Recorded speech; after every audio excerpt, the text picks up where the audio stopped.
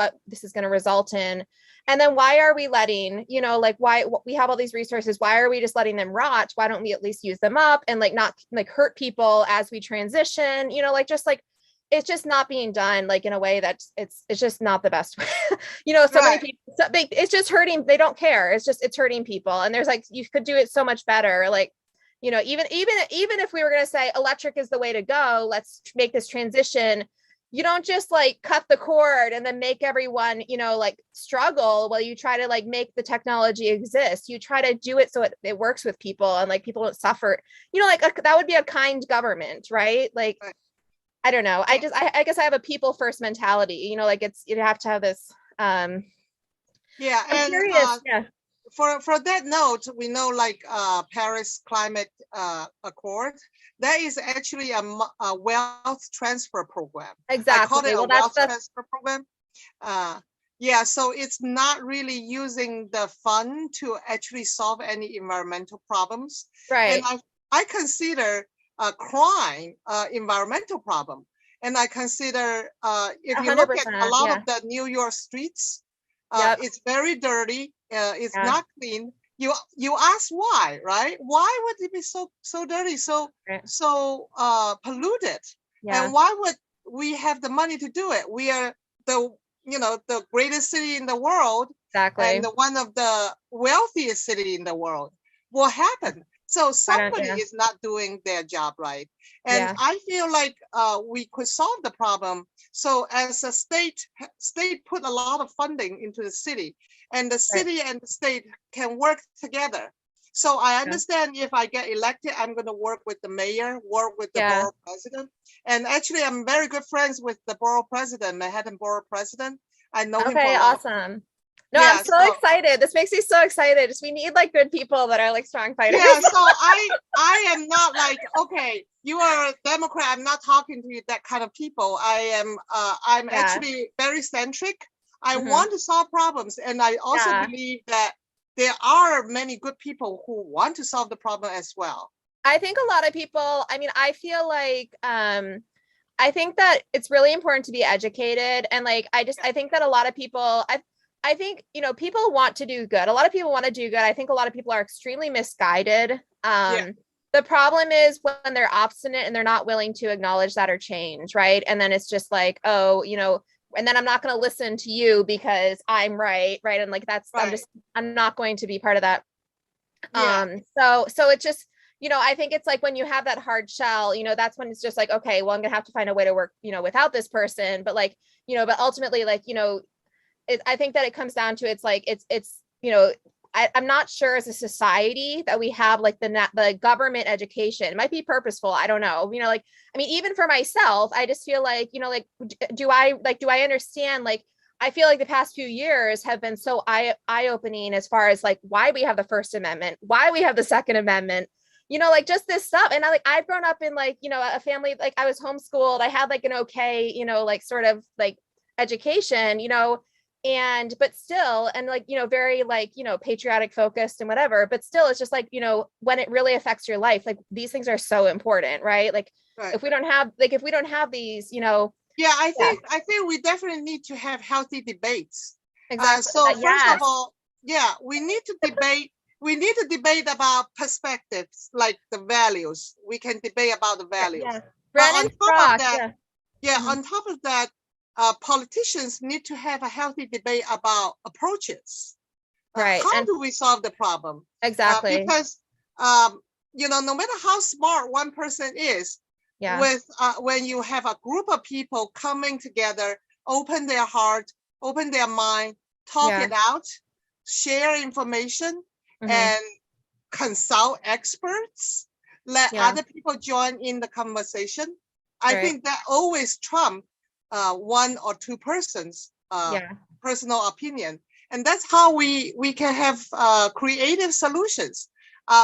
My background is engineering manager. I had a master's degree in electrical engineering. So I used to design the chips inside, in Silicon Valley.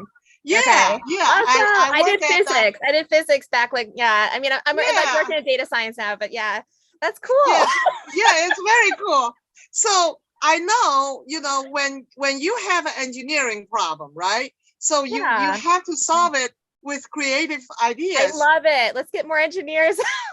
I think so, because to me, it's not a political issue. It's not an ideology issue. I think it's an engineering issue. And exactly. I approach these things as a problem solver. So I want to solve the problem, and you can wear a hat like independence hat. You can wear a Democrat hat. You can wear a Republican hat, a conservative hat. And I love all these hats, and then we can work on it together. A working family hats, I think the only trouble that gets in the way of honest problem solving is when there's corruption. So like when we have, politicians like in DC or whatever, and they have some agenda that goes above actually trying to solve this problem. I mean, besides the fact that you need to be intelligent, like we need intelligent people, like who have this experience, like you're bringing, like you can like provide this, like, thoughtful problem solving. Besides like even the idea that people though like are considering that and like trying to like come up with smart solutions, then it's like the question of, okay, like as long as you're not corrupt, then we can actually implement this, because we're not going to have ulterior motives, right? Of like how we're I think one way to avoid corruption is to be transparent. Right. Let's say if there are cameras everywhere in the store, then it's very hard to steal things because camera is everywhere, right? So I think it's very similar. To avoid corruption is to have transparency. Except preparatory information or private information. But other than that, the conversation should be open, and the struggles. Let's say if I'm struggling about solving a problem, I think that can be. It's not a secret, So it's okay that I'm not. Even Einstein struggle, right? So, I'm Einstein the second. Even though I'm so smart, I'm Einstein the second. It's okay for me to have a struggle too. No, I know, So I think if I'm open to and transparent, and I think if I bring that kind of mentality, that kind of culture to Albany, to our state, and to the entire overall political realm, political space, then it will change, because it's like a light, right? You can have darkness.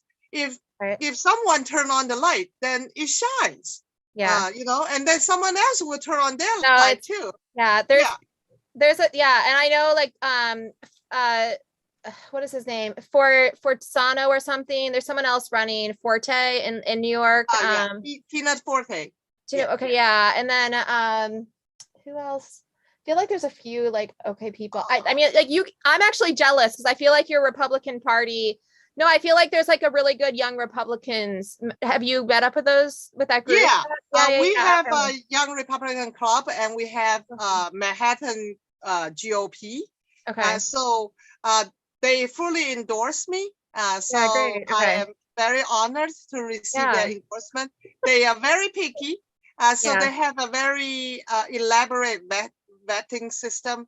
And I'm glad that I am honored to receive their full endorsement. That's great.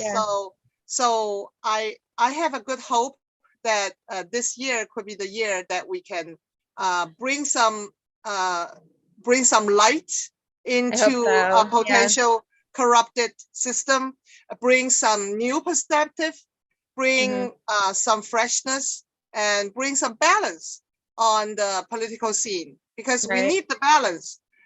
So I hope this is the year. One of the things though, like talking about like corruption though, I feel like AOC is an interesting character, because I actually feel like AOC isn't really corrupt in a way necessarily. I just feel like she's one of these people that's extremely misguided.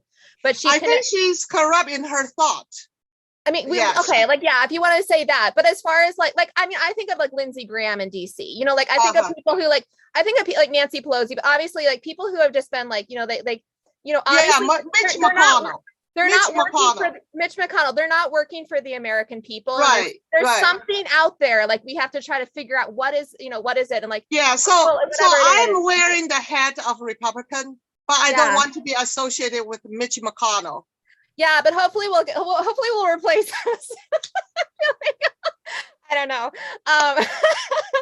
Yeah, I'm curious. Of course, I'm not in the federal level, so a lot of the conversations I'm not engaging. But I think in the same way in the New York State, I think if we have transparency, then we will minimize. At least we can minimize. I don't think it's not. I think corruption is not something. It's like human sin. You cannot have zero corruption. Yeah. No, I know. So it will minimize it and then make people become more politically involved. Yeah. If every person in New York State is very much politically engaged, they go to, if they participating in political race, then good people come to run the race, and that they participating in the election polling. They are actually working as a poll worker. We a lot of corruption that we can avoid. You know, the lieutenant governor was arrested. I know. That's like a glaring corruption, right? Seriously. But we have people that can watch, and then I think that particular corruption can be avoided. And then, but also have it like politician. So I think corruption could be three kinds. One is the politician themselves, such as the lieutenant governor. He is corrupt, and then that is one corruption. And the other corruption is like election corruption. There is a major corruption that you manipulate voters' opinion. You know, like how Facebook was found to be manipulating voters' information. Twitter, I believe, is the same way.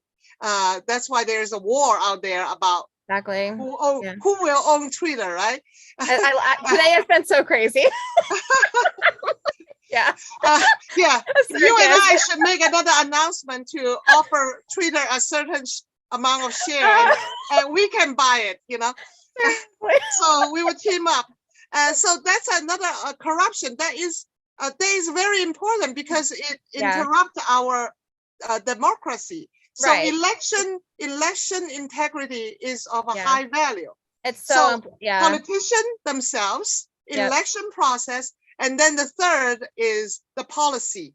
So people have to elect a good politician with conscience. So you would not be looking at some personal gain when you sign off policy, and would not be looking at some political gain when you sign off policy. But you will look at what is actually the voice of the community, and then you sign a policy to reflect that. And if you cannot do it, you have to explain to the people. If it's a very contentious topic, then you have to bring both people in. It's like you have two children fighting for where to go for movies, right? You have to bring them in and explain to them why you are making the decision that maybe it will affect a certain group of people. Right? I think it's only responsible way to do. That's why I am having this meeting every Thursday. Okay. So every Thursday at 7 p.m., I hope to see you and see other voters. To have a conversation, to introduce myself, to share some of my views. On some of the views, I have a more mature views versus some other. So I love to listen to what people may think, and it will inform me when I am going to enact laws to bring proposals. No, it just sounds like I just thought, like, it sounds like you're in a really good, like, you have a lot of you're smart, obviously. So like, that's what we need, because like, we need people who are leaders. Like, I'm thinking of like Ron DeSantis right now in Florida. Like, when you say like, oh, you need like bring a high level, some people there's always going to be people that don't agree with policy that you propose, right? And they're not going to understand why it's good for them, right? Even though you're working in their, you're intending to work in their best interest, and you really believe that will happen. So that's why it's like, it is really important. And like, this is a way that like, I feel like we haven't been the best at like getting the right people into office and just like trying to promote, because we need people who do know what, like, they know how to like think through problems. Ron DeSantis, I think, listens a lot to his wife. So I think that helps. I've heard that no, really, I think he listens a lot to his wife. And like, I think she's like very thank God he has a good wife. I know, no, seriously, but he's made decisions that have been very unpopular at the start, with a lot of people, and a lot of them have worked out, and that's to his credit. But it's because he tries to stay in tune with the people, I think, the real people that are like on the ground living this stuff. And then he's just willing to make those gutsy calls, even though he knows he's going to be called whatever, for making them. And over time, they have worked out, and he's gotten credit for that. But, it's, that's partially, but, we need leaders that are willing to just step out there and just do that, even though of course, people on whatever side are just going to start calling you whatever names. Right. But you really know, this is the best policy. I've researched it. I know this is what is good, and I'm willing to step out there and say that, that's just what it is. I think we need to let the people who actually live in the district or Senate district, whatever district, we actually need to listen to what makes sense for them. Instead of trying to achieve instead of trying to achieve some ideology, that I would think it could be harmful. Yeah. There is a very bad move that AOC did, that he chased away Amazon building a big headquarters in Long Island City. That will create so many jobs, and then she just pushed it away, and that hurts New Yorkers. Right. So she's trying to promote some kind of ideology because she wants to say, oh, these are bad people, but there's no basis for that. And it's actually hurting New Yorkers. Yeah. So I think that's a classic example of someone who has no touch of what people are going through. Yeah. And that's why we have local government, because, you on the ground would know better what to do than whoever's in the White House. Right. And that's good. I mean, I'm sure, from your time, in tech, that's even during the pandemic, I was hearing, just listening to everyone all around us, oh, why isn't Trump doing that? Why isn't Trump doing this? And he's Hitler, but then he won't force us to wear masks. And I'm just all the governors know best what is good for their state. It's not the president doesn't know, it's better for the people who are more local to the issue, right? A manager who's closer to the team knows what the team, how to work with that team, and what the actual product should be, right? People that are closer to the problem have that opportunity to know. Yeah, to put it in perspective, you were just mentioning Florida and New York. If you compare these two side by side, they have very different policies for the past 2 years. Right. In Florida, most of the businesses remain open. Yeah. And there's no mandate for vaccine, no mandate for mask. Yeah. And in New York, it's just the opposite. I know, and it's just been crazy. Yeah. Again and again, not just one wave, 2 waves, 3 waves. Oh, I know. Continue to close down, and business run to the ground. I know, and it's so sad. Closed. Yeah. A lot of workers lost their job because of vaccine mandate. Or Broadway. Teachers, 3,500 New Yorkers lost their job. That's insane. And they're, just teachers. One time they were being fired, 3,500 of them. Yeah. So these are very big numbers that affect a lot of the New Yorkers' life. Can you imagine all of a sudden, maybe because of a variety of reasons, that people decided not to have vaccine, and they are being punished for it? No, I know. And so that's the same person. The same people will have no problem in Florida. So if you ask me, why would that person stay in New York and not go to Florida? No, I know. So it's as if, I don't think that's the intention of the city or the state, but that's what happened. If you keep pushing people to the corner and trying to make decisions for them instead of allow them to make the decision themselves. Exactly. So, and I feel that's that top down, we're going to make you do this, even though we're not going to listen to those on the ground who are saying, no, this is not right. That would be, Yeah. And so I think New York, I think there was an article maybe from New York Times or some major magazine, just compare New York State and Florida, compare their policies. and the end result is the same. We Oh, didn't protect more lives. We didn't protect more people to avoid COVID or whatever. So it didn't work. Exactly. So the policy of closing down economy, the policy of mandating a vaccine, mandating closing schools. Florida never closed schools. And then, so these examples are being compared in the article. So I think for the viewers, I highly recommend reading the article. I cannot recite every example they have. No, I know.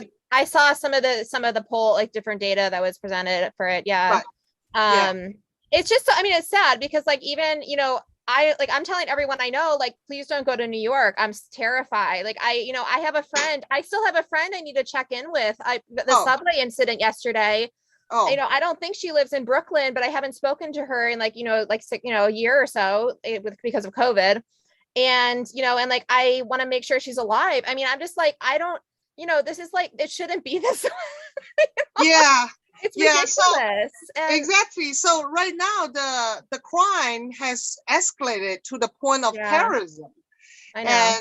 And the criminal from the subway terror attack, he is left wing, COVIDian. He's like it's all about COVID. It's all about, you know. And he's feeling like, oh, people are going to die anyway, might as well shoot them to death. That kind of mentality, and it's not being reported sufficiently. And then I think psychologically, it's harming people so deeply. And a lot of people live in fear, a phantom fear. That's why I say, because it's not the same fear. There's no such fear if you move to a different state. Actually, even if you go to Pennsylvania or Connecticut, the fear is not as great. Even you cross Hudson River, go to New Jersey, the fear is not as great. So why? And people were joking that, you know, COVID seems like only attacking the people in Manhattan. So I think in itself, it implied that people in Manhattan probably need a little bit of awakening to do. I'm just gonna plug this in.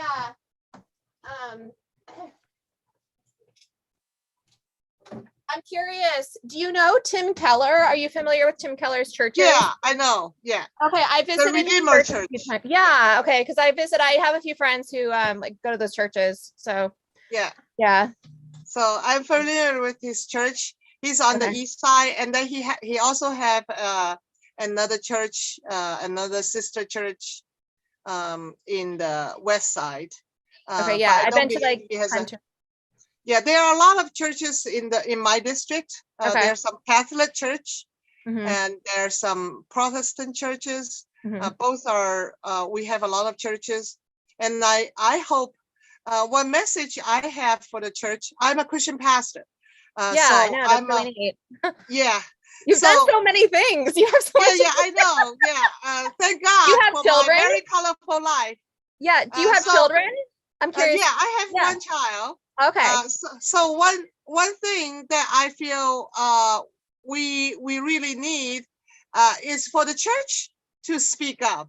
100%. Yes. There is a false understanding that churches they separate, and people the false understanding is because churches they separate, so we don't talk about politics. I think that's a very misunderstanding when it comes to the idea churches they separate. But I think the churches they separate means you don't impose people and kill people, you know, if they don't convert to Christianity. Because that was what happened in the Middle Ages. If you don't believe in Trinity, guess what?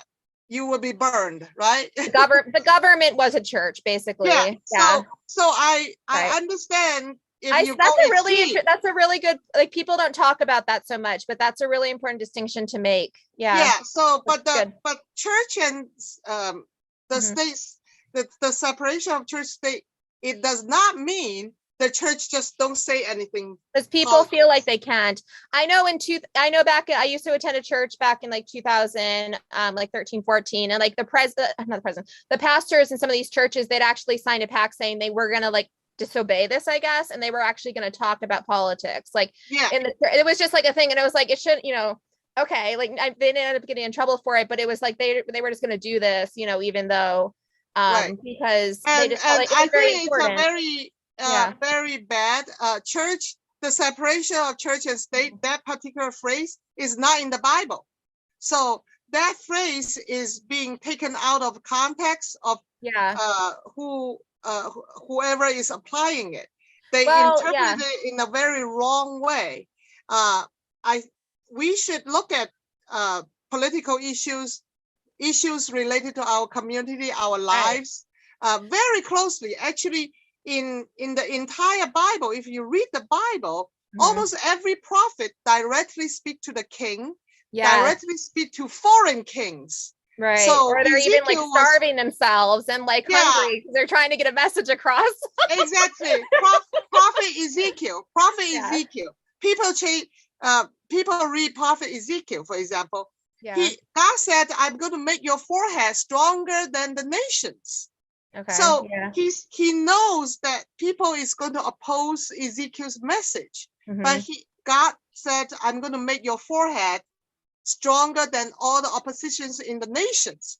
So he is a prophet not only sent to Israel and Judah, of course, but he's the prophet sent to the nations, to the world. Exactly. Yeah. Ezekiel, the same thing with the book of Isaiah and the book of Daniel, all these prophets, as well as the history books, all these books, they emphasize one thing, that is God's prophet is speaking truth to the entire nation, to the entire world. Right. And everybody's supposed to listen to God's message through God's people. And God's message is not just, believe in Jesus Christ, you will have eternal life. That's one message. Exactly. But as you have not yet seen the Lord, you have a duty on earth to take care of your community with God's truth. Love your neighbor. Yeah.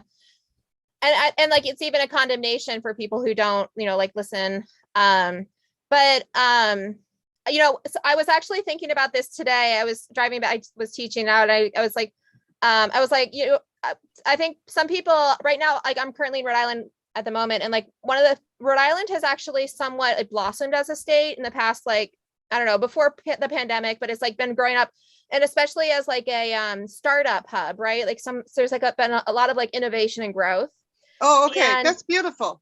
But the thing is, I think some people might credit it to government, but actually something that I know just because I'm a little bit plugged into like the churches here, there's been a really huge movement to plant churches in Rhode Island. And a lot of people have been praying. They felt like there's a very spiritual darkness over Rhode Island. And for the past like decade or so, it like multi-denominational pastors have been getting together and like forming communities. I know personally like several people who've adopted foster children, like they've been like really trying to like encourage people to get into that ministry. But I look at some of these things and I wonder to myself, like, I wonder how much of that is actually the churches that have like had some of this impact in the state and just this positive, like just, more like better, even economics and just like, better community that we have. I think, like maybe it's even just blessing, from God because of that, like just, because there's like that focus and just people are like, working on that. I don't know. It's something that like, for me, like, I feel like, you could attribute this to other things, but to me, I know that this is happening and I'm curious about like what the real effect is, Yeah, I think that probably will require anthropology study, a social study, which will be excellent, fascinating. But in everything, I think God has a hand in it. Yeah. So I think one thing that I have been praying is to pray that churches will become more political awakened. So I think that is a very important prayer. Because I think a lot of the churches that has good theology in terms of teaching Jesus Christ is your Lord and Savior and how to love your neighbor, how to read the Bible, have a good family, teach your children to love the Lord. All these teaching that are supposed to be very solid, and some of them are even very good at evangelism. However, there's a big chunk of their duty. This is why I consider, in my flyer, I say I consider it my obligation and my duty to serve New York and to serve New York from the corrupt, robotic Albany. The legislators, they are corrupt and they are robotic. They don't debate what the governor is going to do. They allowed emergency power to last for 2 years. That's a problem. There's no such thing as emergency for 2 years. If it's 2 years, it's not emergency. So there's no limit. So my proposal is to put a limit on the governor's emergency power. It has to be within a certain period, maybe 60 days, maybe 90 days, but it cannot last forever. 2 years is not emergency, and you cannot operate out of emergency power. And that's what hurts our state. If you have 2 weeks, you have 2 weeks to shut down the economy, but not 2 years. You see what I mean? So this kind of awareness is what church needs to do.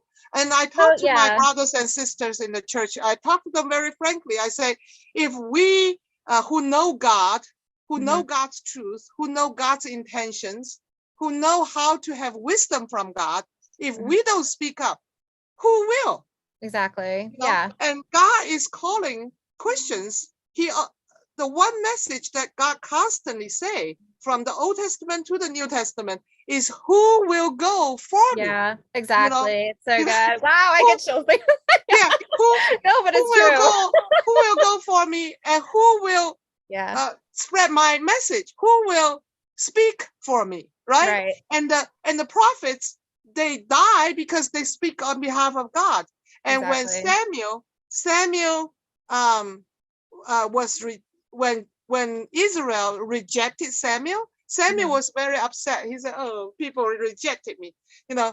But God said to Samuel, He said, "It's not you they are rejecting. They are rejecting me, you know, because they want a king. They don't want me anymore. They want the authority. They want to worship someone. They want a visual, something they can worship. Yeah. And then and Samuel understood. So, but Samuel initially was very upset because he felt that the people rejected him, and also people rejected God.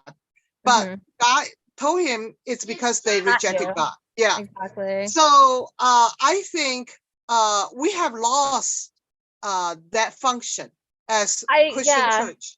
But we have lost the function of Samuel. Samuel is the one that anointed.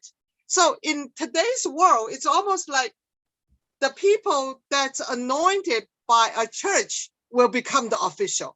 If the church do not approve certain people, then don't vote for him. It's almost like that, you know. So I think we have come to a point that we must awaken the church, the Christian church, to take up their responsibilities. Well, yes, but also like this is a concern I have right now, actually, is that like I agree, like, you know, Christians should be leading the cause and everything. I'm seeing though that the left is capturing they're trying to capture the Christian church. And I'm seeing like a lot of, it's actually my Christian friends, like some more solid, like well-read, you know, like more theologically informed friends that are like the ones, you know, I don't know what you think about David French. I just like, I have to block him because I just like, I can't handle, like, I just feel like he's like stuck in an ideology, and like, but I know he has a lot of influence, and like, and I mean, even Tim Keller to a certain extent, I feel like he's like, I you know, I'm concerned about, you know, like ultimately I think Tim Keller is like, I think he's a genuine, like really, I think he's an honest person and everything. And he takes things from like a Christian you know, he's a very genuine Christian perspective. But I feel that the left is trying to make inroads in capturing the Christian sphere. And they've made it this messaging of, oh, like, you know, don't be a racist and don't be a fascist, don't be a Nazi. So like, you know, this isn't Christian, right? So like, come over to our side. And it's just like, well, but coming over and promoting socialism is, you know, and like, it's just, I mean, like, it's talking in extremes here, but it's just like good policy that helps people is loving your neighbor, and like voting for so people can't afford their groceries is not loving your neighbor, and it's just like, but I feel like there's been a lot of push to capture especially the youth. I think it within, and there are large, there's large numbers, like, you see these like Hillsong and Bethel, groups, like, there's a lot of young people, and like, are they informed of like what is actually helpful in government, like what is good policy, what is actually things that will help people? Because yes, you can want to love your neighbor and you might think you're doing the right thing voting for a Democrat. And I'm not going to hold it against a Christian friend who voted for Biden, or like, I'm not going to hold it against them, but you're not if you're voting for someone who's not going to have good policy, or not going to like, it's just not a good person, like, or you're believing this narrative just because the media is sharing it and you haven't like done this homework, like, or you're not willing to like say, oh, like, let me question that, are you like, I'm not going to judge your faith because I think you have good intentions, but you're not actually going to help people if you're voting for these people, voting for people that are just not, are going to be destructive.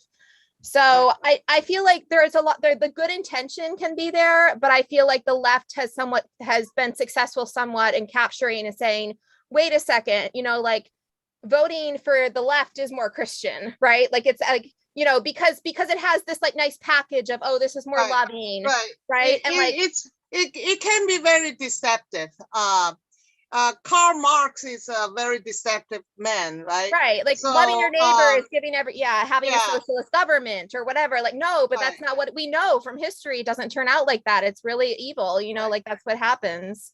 Right.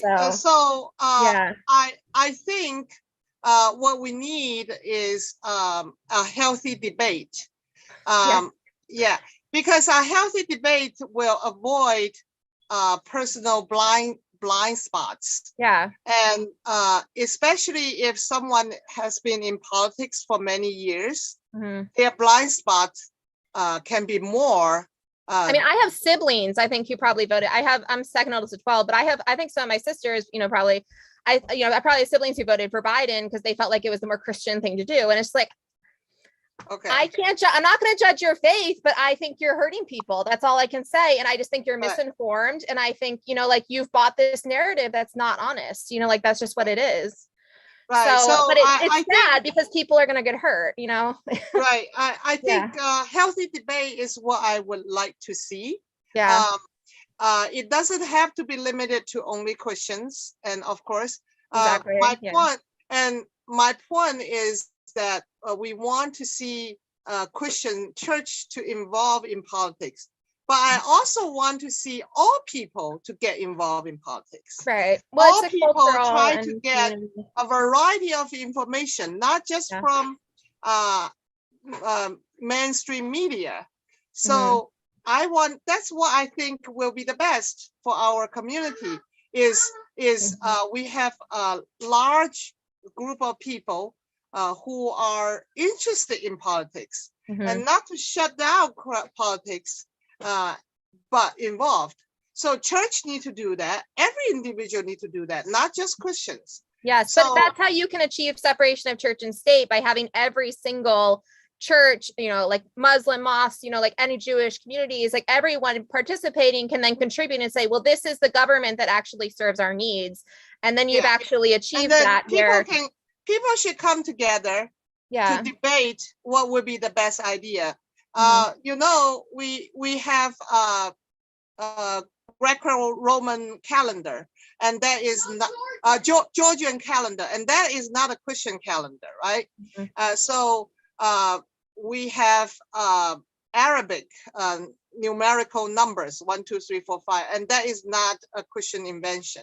So this is a world that God creates, that He does not only give blessing and talents to Christians. Exactly. The sun shines on everyone. When we come to government, we also, but what I mean is we do not want Christians to recuse themselves as if they are not going to get involved at all. Right. So I think they need to get involved just like everybody else. And I encourage everybody to get involved. But I talk to the people on the ground, and then I always encourage them.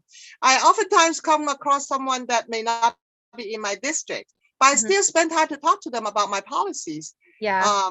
Because I feel that's part of the reason why we campaign, is so that it's not just self promoting, but also to reach out to people, let people become more politically involved, and hopefully by that way we can elect more qualified and more genuine, more qualified, more genuine politicians at the office, so that we get Dakota. Yeah. Oh, he says he's going to be home at 11. He's on at work and on break. He's someone you need in New York. Yeah. we will get other people next week. So it's wonderful to have you, Constance. And it's really I think our conversation is going to benefit every voter in my district. I just want to be very transparent and very friendly, very approachable, very, so people can feel that I'm approachable. I love that you're running, and I definitely, if I'm able to get out like to New York or connect with people, I'm going to try to, just, promote whatever. And like, if you plan an event, especially, I want to try to share that.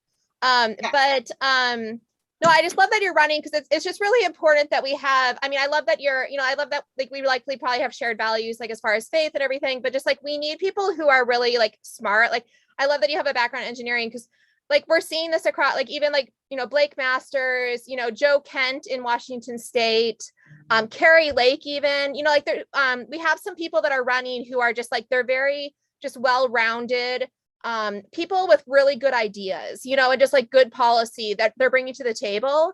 And like, I think those are very qualified candidates. But you are too. So that's the thing, is like, it's, we want to not only have good intentions, but it's amazing if we can also bring like really good, capable, capabilities to the table, where we can actually solve these problems. I always say, when you have an important job, right? You interview many people, and then you want to have a very qualified person, not just someone who have passion, but someone would actually solve problems. And that also, I think, ties in with like, that's why like my question, like corruption earlier, is just like, I actually am curious of how we can prevent corruption from happening so much in politics, because I actually feel like part of the problem is that good candidates don't get supported in ways that they need to be supported to be able to get to the way, to be able to be promoted like they should be. And it's just like, it opens too much of this, like, like outside, like trying to like, feeling like, okay, well, I'll accept this donation, or I'll do this, or I'll do that, which is like not exactly in line with what I want. And it's just a slippery slope. And I think like, I wish that we had a better system, or like, I guess I'm just wondering, like, maybe it's like some things could be prevented better if like we're, as a community, and as like, conservative, Republican leadership, whatever, like political parties, we're trying to promote and like help candidates to feel like they're, they can like have a good campaign, they can like search this out and try to see if they can run, just to try to like prevent that, I guess just, feeling like you just don't have any other options, right? And like feeling like you have like the support that is healthy to be able to go out there and explore on that note, I would like to let you know, Constance, and everyone that's viewing, you are very welcome to donate your time, your talent. Maybe you're very good at something, and your retweet, and your promotion on social media for me. So I appreciate what you did for me, but more constantly promoting until November. So and of course I accept donations. I have a separate account set up that is not managed by me, but by treasurer that has is not me, but the expense is only for my campaign, and whoever will sign donation will need to report to the state. So all these are in place, and right now the best way to donate, let me see whether I can type it in here, chat room. I'm going to type it in here, is donate Helen for ny@gmail.com in Zelle. So people can donate. Great. Okay. By Chase, or or write a check to Helen for NY and cash the check to a bank. Yeah. Do you have a vote red? Are you have like your own private web page, or is like the Republican Yeah, Party? I do. Party My private web page. I have not finished constructing the web page. Yeah, but you sound like you're getting out and meeting people, which is most important. Yeah, it's not yet alive, but it will be alive hopefully next week. Oh, awesome. Yeah. Okay. Yeah. Yay. Yeah. Okay, Thank you so much, Constance. No, I have I mean, like I just have a few connections in New York City. But yeah, like I just think it's so sad. Like I even love to come visit the city, every so often. And I'm just like, I'm terrified. It's so horrible because like I know people live there. And I'm like, I feel so bad because I'm sure, all this stuff. Yeah, I think the crime and the safe street, it is one of my major points. Yeah. I mean, just personal major safety. Platforms, because like what I share, the Democrats passed, supermajority passed the no cash bail law. Right. And they passed another law called no regulation for parole law. Okay. So before if someone is being released on parole, they have to report to their parole officer. They have to have curfews after a certain hour. Mm-hmm. And they have limit of where they can go within a certain distance and region and area. But right now, a lot of those laws are gone. So a criminal could be traveling to a different town to commit crime, and without any consequences. They don't have any. So so these laws are very harmful, and I have no reason to believe there's any good intention of having those laws. Mm-hmm. Some people say, you want to give them the right. And I think when they commit a crime, that's when they forfeit their right. Right. So when they forfeit their right can only be restored after they fulfill their time. Mm-hmm. So yes, their right is being taken away, but there's a reason for that. Right. And it's humane. They say, it's inhumane. But I say it is humane because it's not targeted to certain people. It's whoever commit that crime, it will be under the same law. Yeah. These things are what I hope to do on day one. I will have bills prepared. Actually, I think the current Republican legislature already have many bills prepared. That's awesome. Okay. So they just lack of people to approve it and push it in the state assembly and the state senate. So I hope I will be one strong supporter of good, sensible regulations. Legislatures.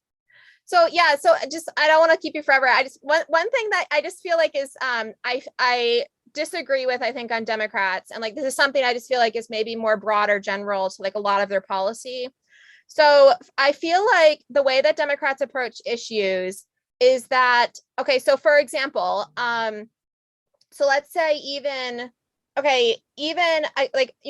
race has been a huge topic, right? Like especially the past few years, but like even like voter ID. So like for me, I say Democrats don't actually want, like, it would be so easy for for us to distribute a voter ID to everyone who doesn't have one. That would be like the positive way about going about the problem. But the negative way that they want to go about it is just say, let's erase it for everyone so we don't have any safeguards. Right. And I know this is like a bogus issue because like even like, Black people are interviewed. They say, everyone says that's ridiculous. I have a voter ID. Of course, everyone does. Right. So it's just like not a non-issue. But and also even like with, if they're going to say, well, Black poverty rates are so high, so like, let's not have like strict criminal justice, like let's make let's like, make it so that anyone can just be let out, no matter what they do, because we're going to say, oh, it's racist to like, because more Black people are being incarcerated. Why aren't you trying to go into the communities and help the kids to be like, that's been like something I've wanted to do for most of my life. And I've, intended. I'm so happy. I feel like a lot of it's happening right now. But, like, why are we not taking the positive route of trying to solve the problem instead of after the fact making it worse for everything, right? And I totally agree with you. Yeah. I use an example to explain what you said is a very good point, is the school system. So far, one of the argument is, let's say if you have a standard test, right? And then let's say 100 students attend the test. And then let's say 60 of them pass and 40 of them didn't pass. Right. And then they look at these 40 and say, oh, maybe 30 of them are Black children. And then they use that as an example and say, oh, the school testing system is racist, is racist against the Black. Let's just destroy it. That's not true. Yeah. So no, but what is true, however, is we do see that these 40 children needed the help to pass the exam. So why don't we have people working with them extra? Like, why not solve the problem and actually I think that is what's needed. Yeah. So the two things needed. Number one, we have to have standard for teachers. So I have done a payroll teaching job. Okay. And I noticed that it was already a first grade teacher, first grade children does not know how to write the letter C. How to write the letter E. Okay. So I was looking at the child. He's already first grade. The second half part of the first grade, he cannot write letter E. That is wrong. So I noticed why he cannot write the letter E, because he hold the pen too close to the edge. So it's a problem. Yeah. So when you hold it too close, when you write, you cannot see what you write. Right. Okay. So he's blindly writing something, and of course it's not going to become a E, the letter E. So the lowercase, right? So the letter E always come out, looks like a C. Right. And why? Because that child was not taught properly how to hold a pencil, hold his pen. Exactly. So I could have two people to blame here. Number one, the teacher. Why didn't you find out that this child cannot write the E is because he didn't hold the pen correctly? Yeah. And then the mother or the father. Well, that's the thing. And that's the thing the family, why the family didn't find out, right? So let's take out the blame game. Let's say if I'm not blaming anybody. I walk into the classroom, I saw that, and I immediately corrected him. I say, and I wrote the E on his paper, and I also make him hold the pen up. And then I say, and I hold his hand and write the letter E. Exactly. That costs exactly less than 2 minutes. And guess what? From that point on, he can always write letter E. Yeah. So I'm not minimizing the problem here, but no, because a lot of it is when we pay the teachers and when we also give support to the family to raise that child. Right. If I'm the state that's giving the funding, I expect results. It's like you. If you pay a meal to have roasted chicken, right?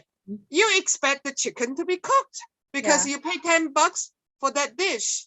You don't want to have raw chicken because you pay $10. So right now, I pay the money to pay the teachers, and we pay the family for support. Yeah. And why are we not requesting the result? At least the children need to pass the test. Or maybe the situation is that, because like there is an economic divide, and I know this because I've taught a little bit, and my sister-in-law is a teacher, and so she teaches in 2 schools, and one is in like a little bit better section of the town, and one's a little bit less. So she actually sees a very drastic difference between the kids that come into these schools. She's in like, half week one and half week the other. And she's like, it's crazy, like the amount of ADHD and just like the preparedness of them when they walk in the door. and a lot of it is in the home. But the thing is, like, maybe, maybe the solution, I just think it's like so much is mindset. Like maybe the solution is when you have like lower income, areas, you should have more teachers in the classroom because you're going to need more assistants. Not necessarily. I always look at it, it may not be economically dependent. A lot of people say, oh, if you only give me more money, it will solve the problem. Not really. Look, I solved that child's lettering problem. Yeah. Without, it's 2 minutes of time. How much money do you think that is? Well, that's the thing. If I get paid for $60 per hour, you are only giving me $2, and that child can write the letters. Exactly. So I just feel, My feeling is, okay, we are in a very wealthy country, to be really honest. I mean, the people, there are a lot of people. There are a lot of people do not get even 1/10, 100th of the funding or resources. Those are the keywords that American children get. Yeah. So I think with the funding, we should be able to. Yeah. And look, the standard is testing who is Einstein. Okay. No, I know. And so the standard is there, but we shouldn't lower the standard. It's not because, I totally agree. In the lower income, Black kids or Asian kids, so that lower the standard. No, and it should be something to aspire to. Yeah. I just find it depressing because I know for me, especially, I was second oldest of 12. I was homeschooled. I spent a lot of my time just folding laundry and helping to raise my younger siblings. And like, I was able to do music, and I was around really high achieving kids in music, and they inspired me a lot. So like, I would come back and just be like, okay, like I'm going to do well on my SAT. I'm going to study for all this stuff. But it was like, there's an excitement in that. Like when you're given the opportunity and you have this high standard, and it's like, why? Like, it would have been so deflating, I think, to be like, have this standard said like, oh, like, you can't, like, whatever, we're limited, so we're just going to bring it down. Right. Like, no, provide the tools, provide the tools. I talked to that child. He was so happy to learn how to write letter E. And I immediately give him a thumbs up. I said, look, now you can write letter E, and your E is so beautiful. And he was so happy. I see a big smile. So what I can say is actually kids love to learn. We cannot assume that it's empowering. Because you are, okay. So I think we have gone past time, and totally. You have to go. I will see you again. But God bless you. Dakota, what do you do this at the same time next week? Yes, every 7 o'clock. 7 o'clock. I'll let him know. Okay, awesome. God bless you. So nice to meet you. Yeah, bye.